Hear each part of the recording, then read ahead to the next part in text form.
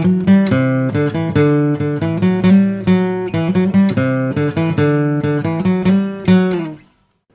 1 2005 में जब ये इमेजेस बाजार का आइडिया आया था, ये जो वेबसाइट है, इस पे काम शुरू हुआ। 1 साल तक दिन रात इसके ऊपर काम चलता रहा।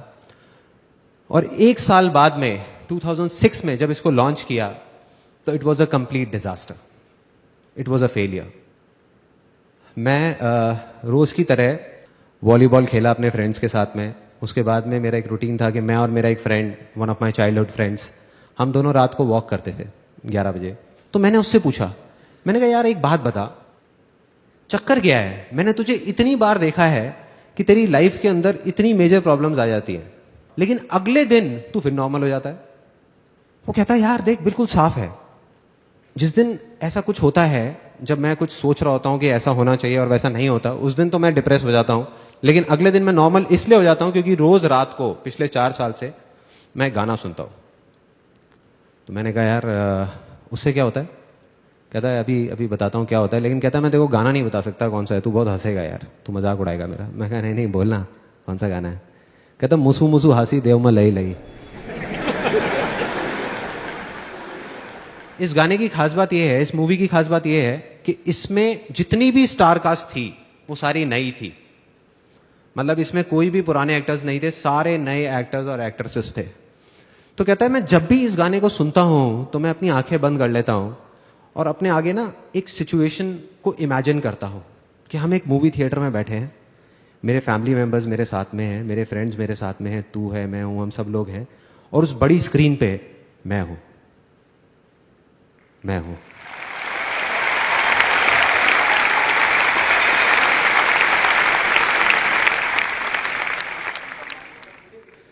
सो ये जो छोटी सी चीज सुनने में लग रही थी, ये मेरे को समझ आ गई थी कि कुछ बड़ा है इसके अंदर। मैं इमीडिएटली घर गया, मैंने कहा ये एक बार सुनता है ना गाना, मैं 50 बार सुनूंगा एक दिन में, देखता हूं क्या होता है। क्योंकि मैं ना कोरिलेट कर रहा था चीजों को। मैंने एक बुक पढ़ी थी, think and grow rich by Napoleon Hill. किसने पढ़ी है यहां पे? पढ़ी है, ओके। सो उसमें एक इमेजिनेशन के ऊपर पूरा का पूरा चैप्टर था, और जब मैंने वो पढ़ी तब मैंने कुछ नहीं किया। मैंने कहा छोड़ना, इमेजिनेशन चैप्टर पढ़ा और आगे निकल गया। सुना उस टाइम पे बहुत अच्छा लगा, लेकिन आगे निकल गया। लेकिन जब प्रैक्टिकली मैंने अपने दोस्त को ये करते हुए देखा तो मैंने कहा करके देखता हूं क्या प्रॉब्लम है। घर गया, जा करके एक सीडी पड़ी हुई थी, audio CD of one of my favourite songs. वो सॉन्ग मेरा फेवरेट होता था, उसको मैंने सुनना शुरू कर दिया लूप में लगा करके, पागलों की तरह। मतलब शुरू में मैं 1 बार सुना, 2 बार सुना, 3 बार सुना, धीरे धीरे फील आने लगी। धीरे धीरे मुझे लगा कि मेरे अंदर कुछ एनर्जी सी चल रही है, कुछ हो रहा है। और मैं सिर्फ एक ही चीज इमेजिन करता था उस सॉन्ग को सुन करके, उसको प्ले कर देता था लूप में बार बार बार बार बार बार, और सिर्फ ये इमेजिन करता था जो मेरा अल्टीमेट एम था। वो क्या था कि मेरी जो साइट है इमेजेस बाजार, वो सिर्फ इंडिया की नहीं, पूरे वर्ल्ड की सबसे फास्ट साइट बन चुकी है। उस साइट में प्रॉब्लम क्या थी कि वो बहुत ही स्लो थी। मतलब एक सिंपल सर्च क्वेरी भी 1 मिनट 2 मिनट लगा देती थी, और जब ज्यादा ट्रैफिक आया था तो साइट डाउन हो जाती थी कई कई घंटे के लिए। जिस वजह से, क्योंकि साइट डाउन रहती थी तो कोई आता ही नहीं था, या साइट इतनी स्लो थी इसलिए कोई नहीं आता था। तो मैंने इमेजिन करना शुरू कर दिया कि ये फास्टेस्ट साइट बन चुकी है पूरे वर्ल्ड की, और सिर्फ वही इमेजिन करता रहता था आंख बंद करके। मुझे नहीं पता था ये कैसे होगा कैसे होगा, करता रहा। तो तीसरे दिन रात को 11:30 बजे जब ये गाना चल रहा था, तो उसमें मेरी एक फेवरेट लाइन होती थी। घर वाले सब सो चुके थे, मैं शीशे के सामने जाके खड़ा हुआ और ये लाइन गाने लग गया चीख चीख करके। Do you want me to sing that? Yes और नो? यस और नो? ओके। तो अपने कान बंद कर सकते हो आप लोग अगर चाहो तो, बाद में मत बोलना कि वॉर्न नहीं किया था मेरे को। रोके तुझको आंधियां क्या जमीन और आसमां, पाएगा जो लक्ष्य है तेरा। लक्ष्य को हर हाल में पाना है।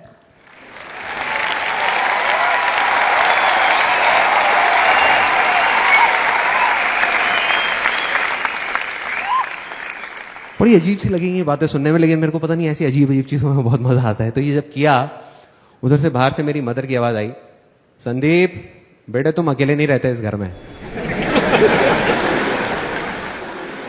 सुबह 6 बजे मेरी नींद खुली। मैंने ठान लिया, मैंने कहा अब जब तक ये साइट ठीक नहीं हो जाएगी, जब तक मुझे जवाब नहीं मिलेगा मैं घर नहीं आऊंगा, मैं ऑफिस में बैठा रहूंगा। 8 दिन तक पागलों की तरह नेट पे बैठ करके ढूंढ रहा था, जवाब ढूंढ रहा था कि क्या होगा, कैसे होगा, क्या करूंगा, क्या नहीं। और ढूंढते ढूंढते ढूंढते ढूंढते धीरे धीरे अब मैंने प्रोग्रामिंग सीखना शुरू किया। I learn the basics of programming on my own. I learn how to read codes, I learn how to optimize search queries. आप लोग मेरे से ज़्यादा अच्छे तरीके से जानते होंगे इस बात को। डेटाबेस जो डिज़ाइन था हमारी, जो पूरा का पूरा जो पीछे का स्ट्रक्चर था, वो बिल्कुल बेकार था। तो मैंने जब वो सारा कुछ किया, डेटाबेस डिज़ाइन बनाया पेपर पे ही, अपना पेन पेपर ले करके, ये सब करने के बाद में क्या हुआ, वो जा करके मैं अपनी प्रोग्रामिंग टीम के साथ बैठा, उनको बोला कि ये हमको करना है। उसके बाद में उनको बताया कि इस चीज़ को ऐसे प्रोसीजर्स में कन्वर्ट करो, दिस वॉज द प्रॉब्लम, ये प्रॉब्लम, वो प्रॉब्लम, बहुत चीज़ें हुई। 15 दिन बाद वो साइट लॉन्च हुई वापस से रिवैम्प करके, और अब की बार वो साइट नहीं रुकी, चल रही थी। तो वो जो चीज 2 मिनट लग रही थी, 1 मिनट लग रहा था, it came down to 1 second, 2 second, मतलब सारी प्रॉब्लम सॉल्व। और जैसे ये चीज हुई, उसके 1 महीने के अंदर अंदर, ज्यादा टाइम नहीं लगा, ट्रैफिक आ गया साइट के ऊपर, लोग आने शुरू हो गए, सेल्स होनी शुरू हो गई, सब कुछ ठीक हो गया, सारी प्रॉब्लम जैसे कभी थी ही नहीं ऐसा लगने लग गया।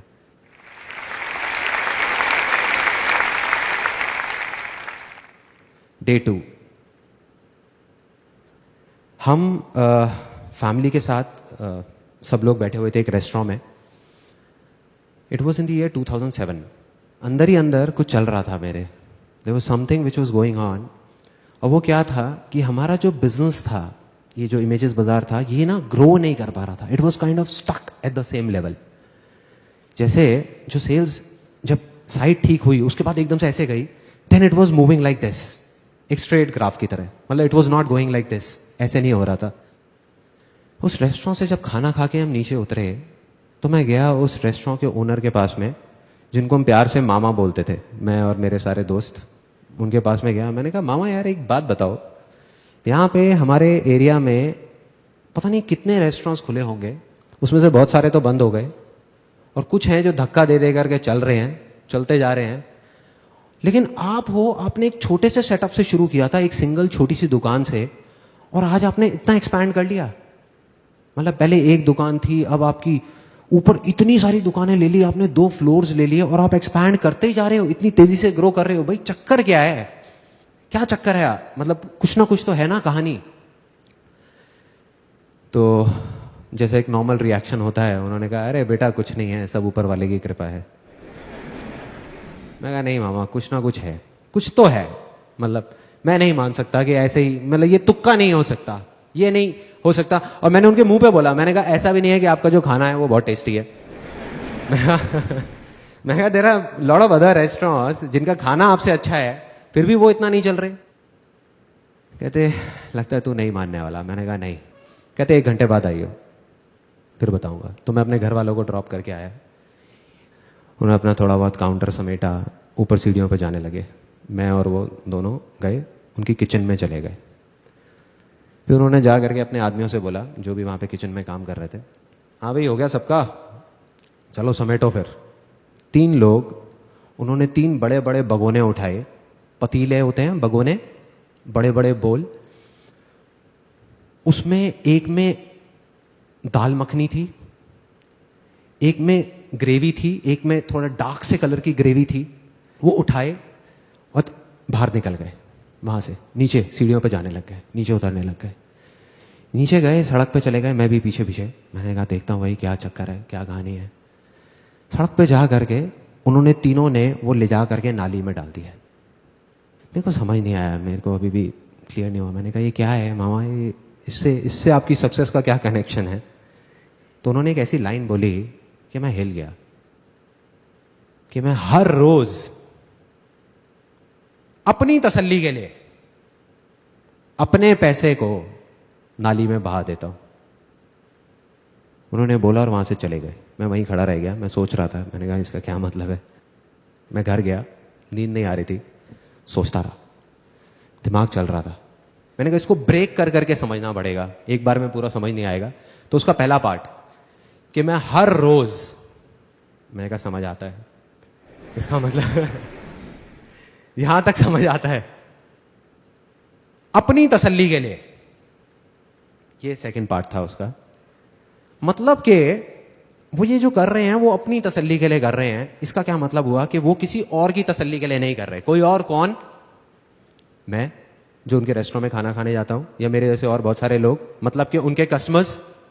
यहां पे बात कर रहे हैं सेल्फ सेटिस्फैक्शन की, ये अपनी तसल्ली की बात कर रहे हैं, कस्टमर सेटिस्फैक्शन की बात नहीं कर रहे। और मुझे धीरे धीरे समझ आने लगा हमारी प्रॉब्लम, कि हमारी प्रॉब्लम क्या है, इमेजेस बाजार की प्रॉब्लम क्या है, कि हम कस्टमर सेटिस्फैक्शन पे जा करके रुक गए हैं, अटक गए हैं। कस्टमर सेटिस्फाइड हो गया, शांति से बैठ जाओ ना। तो इस वजह से हम शांति से बैठे हुए थे। हमने कहा हाँ सब सही है, सही है, सही है। तो यहां पे समझ आने लगा, मेरे को समझ आने लगा कि मुझे क्या करना है। और उसका जो लास्ट पार्ट था उनके डायलॉग का, कि मैं अपनी तसल्ली के लिए अपने पैसे को नाली में बहा देता हूं, इस डायलॉग ने मुझे हिला के रख दिया अंदर तक। ये मेरे को समझ नहीं आ रहा था। हमारी फैमिली में, मतलब मेरी फैमिली में क्या होता है कि अगर हम एक स्कूटर भी खरीदते हैं ना, तो उसकी जो पॉलिथिन्स हैं वो 1 महीने बाद उतारते हैं। मतलब इतना हम पैसे को बचा बचा करके चलते हैं। सिर्फ एक ही चीज सुनी है, सीखी है बचपन से आज तक, money saved is equal to money earned, कि बेटे पैसे को बचाओ, पैसे को बचाओ। तो इस तरीके से मैं चल रहा था। और दूसरी तरफ ये आदमी क्या बोल रहे थे कि पैसे को नाली में बहा दो। समझ आया। मैंने कहा कि यही दम चाहिए, ये करना है किसी तरीके से, और अगर मैंने ये कर दिया तो काम हो गया। मैं गया, जा करके अपने ऑफिस में सबकी मीटिंग बुलाई, जा करके उनको बोला, मैंने कहा अब से हमें अपने पैसे को नाली में बहाना है। तो सब मेरी शक्ल देख रहे बैठ करके, कहते ये क्या बोल रहे हैं। मैं कहा ओ सॉरी सॉरी सॉरी, मैं समझाता हूं कि हमें क्या करना है। हमें अब से अपने सेटिस्फैक्शन के बारे में सोचना है। तुम्हारा सेटिस्फैक्शन, मेरा सेटिस्फैक्शन, हमारा सेटिस्फैक्शन। एक दिन में हम अगर 100 इमेजेस भी शूट कर सकते होंगे तो हम सिर्फ 25-30 इमेजेस करेंगे। लेकिन वो 25-30 इमेजेस ऐसी होनी चाहिए कि आंखें फट जाएं देख करके, तुम्हारी भी और मेरी भी। तुम सिर्फ ये बताओ कि तुम्हें किस तरह का शूट करने में मजा आएगा, ऐसा क्या होना चाहिए कि तुम्हें मजा आए। छोड़ो क्लाइंट को, छोड़ो मुझे, पैसा कितना भी लग जाए, बह जाए, कोई टेंशन नहीं है। कहते सबसे पहले हमको फोटोग्राफी इक्विपमेंट्स जो हैं वो नए लेने होंगे। अभी हम इंडियन यूज कर रहे हैं ज्यादातर, लाइट्स और ये वो सारी चीजें। कहते वो अगर हम इंटरनेशनल ले लेते हैं जो बहुत एक्सपेंसिव है तो हमारी क्वालिटी बढ़ सकती है। मैंने कहा ले लो, डन। मैंने कहा कल ही लो, परसों तक भी नहीं रुकेंगे। वो हो गया। मैंने कहा और क्या कर सकते हैं। कहते और हम जो लोकेशंस हायर करते हैं अपने शूट के लिए, वो अभी हमारा एक बजट है 5-7 हज़ार रुपए का, अगर हम उसको बढ़ा देते हैं। मैंने कहा कितना बढ़ाना है। कहते 20-25 हज़ार रुपए में बहुत अच्छी लोकेशन आ सकती है। मैंने कहा करो। मैंने कहा इंडिया से हम फॉरेन में मॉडल्स लेकर के जाएंगे, वहां जाकर के शूट करेंगे, करो। ऐसे हर चीज का बजट बढ़ा दिया। एक्साइटमेंट किस लेवल पे था, I can't express it in words. उस टाइम पूरी की पूरी टीम का, सबको इतना मजा आ रहा था। रोज एक ऐसा शूट निकल के आ रहा था जो पहले वाले से लाख गुना बेटर था। 2 महीने बाद पूरी की पूरी ये नई कलेक्शन हमने लॉन्च करी अपनी साइट पे, and you won't believe it, उसके 1 महीने के अंदर अंदर हमारी साइट पे, जब मैंने पीछे एनालिटिक्स से देखा, ट्रैफिक 10 गुना बढ़ गया, 10 times in 1 month.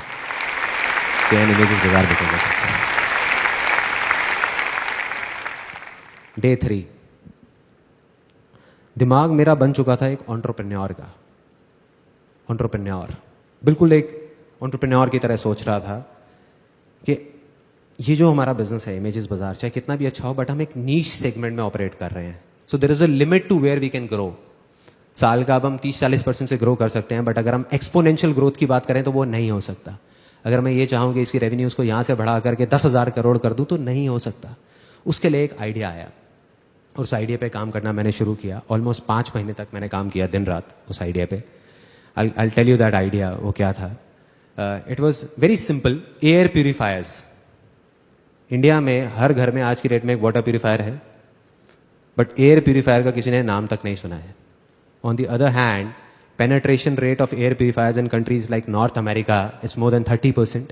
In Japan, it's more than 17%, and it's growing like anything in all over the world. India में अभी तक एक भी ऐसा ब्रांड नहीं है, या ये कह लो कि ब्रांड रिकॉल नहीं है किसी भी ब्रांड की। So the plan was ready, business plan was ready, market research हो चुका था, marketing strategy was ready, investors were ready, and I was 110% sure कि आने वाले 10 साल के अंदर अंदर it's going to be $1 billion company in terms of valuation. दिमाग ऐसे सोच रहा था, दिल कह रहा था कि मैंने अपने आप से एक कमिटमेंट किया था जब ये कंपनी शुरू भी नहीं हुई थी, इमेजेस बाजार, उससे काफ़ी साल पहले, जब मैं अराउंड 22-23 साल का था, कि अगर मैं ज़िंदगी में कभी कुछ बन गया, तब मैंने और बहुत सारे काम किए थे, बहुत प्रॉब्लम्स आ रही थी, फैमिली की कंडीशंस काफ़ी ख़राब थी, तो मैंने कहा था अपने आप से कि अगर मैं कभी कुछ बन गया ज़िंदगी में, तो मैं अपने तक नहीं रखूंगा उन सारे एक्सपीरियंसेस को, शेयर करूंगा पूरी दुनिया के साथ, वैसे लोगों के साथ जो मेरी तरह ही कुछ करना चाहते हैं। 2:30 बजे रात के, it was again a turning point of my life.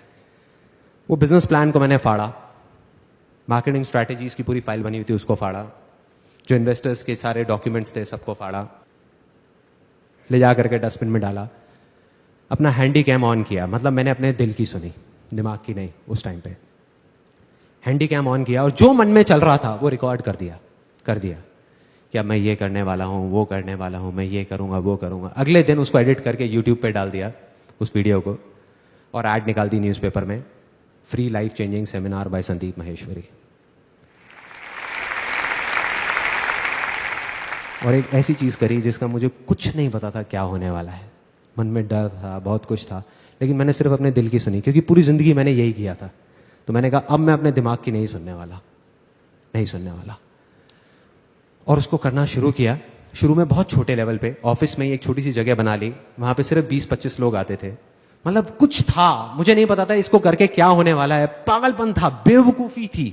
Office में भी सब सोच रहे थे क्या हो रहा है, क्यों हो रहा है, घर वाले कह रहे थे क्या कर रहा है, क्यों कर रहा है, फ्री के सेमिनार्स, क्या फंडा है यार, और open to anybody and everybody, कोई भी आए, कहीं से भी आए। पहले 25 लोग आए, धीरे धीरे वर्ड ऑफ माउथ स्प्रेड हुआ, उसके बाद में 30-40 लोग आने लगे हर हफ्ते, 50 लोग आए, 100 लोग आए। उसके बाद में जगह कम पड़ने लग गई, तो हमने एक ऑडिटोरियम हायर करना शुरू कर दिया दिल्ली में, वहां पे हर हफ्ते के 400-500 लोग आते थे। उसके बाद में finally 20th October I conducted my last life changing seminar. और मुझे वो मोमेंट याद है जब पूरा स्टेडियम भरा हुआ था और मैं वहीं साइड में खड़े होकर के देख रहा था। It was kind of unbelievable for me. मुझे समझ नहीं आ रहा था ये हो क्या रहा है, कहाँ कहाँ से लोग आ रहे हैं, कौन कौन है, मैं किसी को जानता नहीं, पहचानता नहीं। और जब मैं वहां से नीचे उतरा तो लाइफ में पहली बार मैं रोया था। मेरे साथ में और हजारों लोग उस स्टेडियम में बैठे थे। कुछ ऐसा हुआ था उस दिन जो मैं अभी एक्सप्रेस नहीं कर सकता, मैं एक्सप्लेन नहीं कर सकता क्या था वो वर्ड्स में।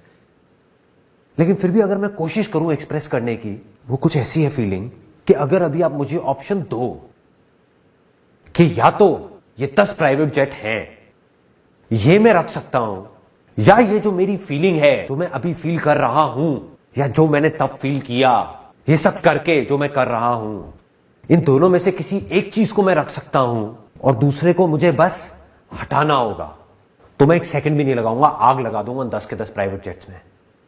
यह है मेरे लिए सक्सेस आज के टाइम में। क्योंकि ना मुझे अब जाकर के असली सक्सेस जो है उसका मतलब समझ आ गया है। वो ये नहीं है कि हम कुछ चीजें इकट्ठी करने के लिए, जैसे प्रॉपर्टी, कार, बैंक बैलेंस, कुछ चीजें इकट्ठी करने के लिए जिंदगी भर बस भागते रहें, और जो चीजें हमारे पास नहीं है उसको सोच सोच करके हम बस रोते रहें। ये नहीं है सक्सेस, ये सिर्फ एक ढोंग है, दिखावा है और कुछ नहीं है। असली सक्सेस है जो मैंने फील करी है, जब आप कुछ ऐसा कर जाओ कि अपनी हर चीज गंवाने के बाद भी, हर चीज, आप हंसते हंसते मर सको, वो है असली success. That is success for me.